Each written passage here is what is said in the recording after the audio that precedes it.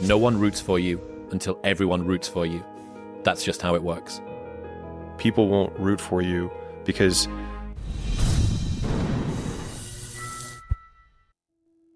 until you win, effort always goes unnoticed. Yeah. Get used to it. No one roots for you until everyone roots for you. That's just how it works. Yeah, people only root for those who don't need to be rooted for.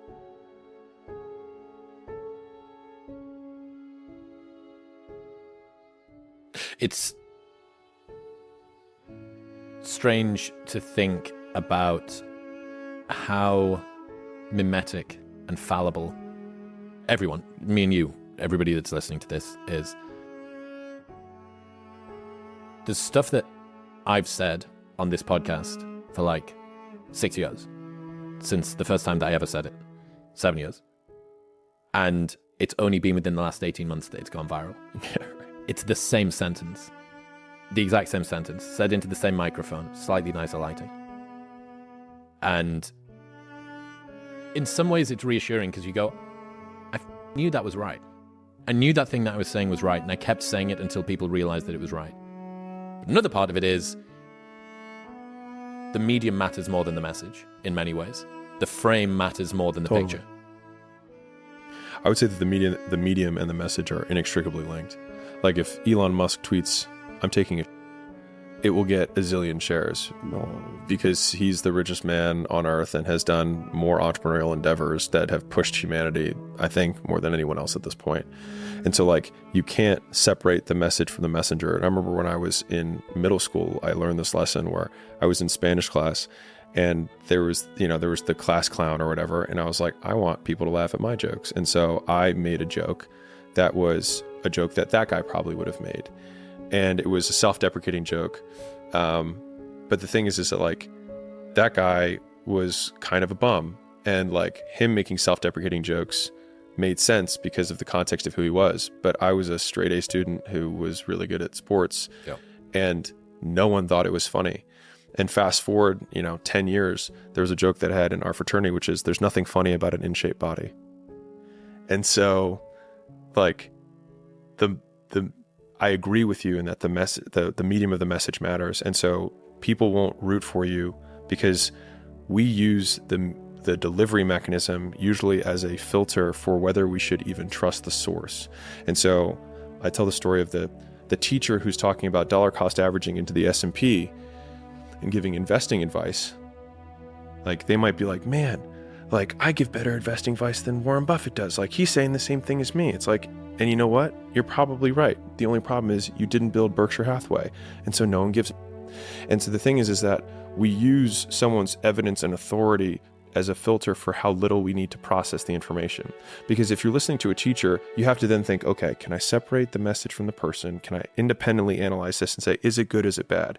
If Warren Buffett says, you should buy this, you don't need to analyze it. You figure he knows more than me, he has more perspective, and I will just take it as fact. And so it's actually lazy consumption on behalf of everyone else that gives authority so much resonance and so much shareability, because they're also protected, because if you share something Elon says, you're protected by Elon and his brand. And so the hard work is getting to the point where you have the evidence that people are willing to feel safe agreeing with you.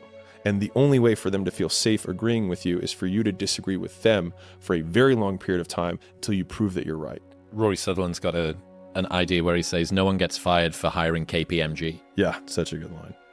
And it's true. People would sooner fail by following a blueprint that's been done before than risk succeeding by trying something new. Because if you try the new thing, any failure is on your shoulders. If you follow the blueprint, even if it's been total the last 10 times that you tried it, but we followed the blueprint. We did the thing that was the same before. Michael Malice, literal professional internet troll, told me one of the first times that we met, I wouldn't be able to say 1/10 of that I can if I was taller than 5'7". He's like a small guy, but he can get away with being kind of like the Loki of politics on Twitter. Because if he's, 6'5" and built like Alan Richer, it's going to seem like he's bullying. Yeah. But there's something funny about him, like, dipping away. there's also something that, like, until you win, effort always goes unnoticed. I realized this with, and it made me like a little dispirited, how fallible people are around success. So do you remember Billy McFarland, the guy that did Fire Festival, that festival at Pablo Escobar's island, and then everyone got stranded and nearly died? Yeah. If he'd been able to pull off an even remotely passable event, people would have hailed him as a marketing genius. Yeah.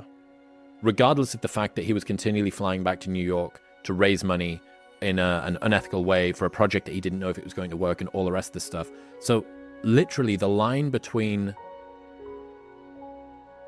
charlatan grifter who's out of his depth and visionary pioneer who makes things work when no one else believes that they can is just outcome.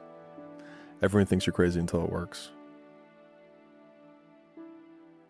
And so, I mean, if you think of the outcome as the trump card, then all of the pain and suffering that you lead up to that point, if you're just, I'm trying to think of an appropriate saying, I was going to say balls deep certain, that no matter what, you will die or you will get there, then the likelihood that all of the things that you've done up to that point will then be justified in retrospect is super high.